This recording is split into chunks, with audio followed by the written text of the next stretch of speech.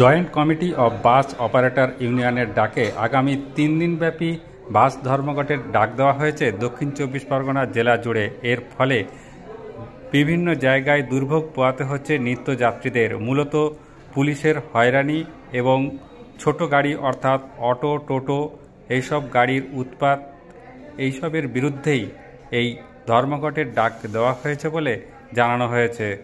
আজ প্রথম দিনের ধর্মঘটের জেরে বেশ কিছু জায়গায় দুর্ভোগ পোহাতে হয়েছে নিত্যযাত্রীদের। বাস তো চলছে না। আমি সরিষায় দাঁড়িয়েছিলাম, সরিষা থেকে এখানে এসছি, বলি সরকারি গাড়ি যদি পাই যাবো, ওখানে এখান থেকে তো পাচ্ছি না। এই 6টায় থেকে দাঁড়িয়ে আছে, কোনো বাস চলছে না। কেন চলছে না জানি না, সমস্যায় পড়ছেন তো।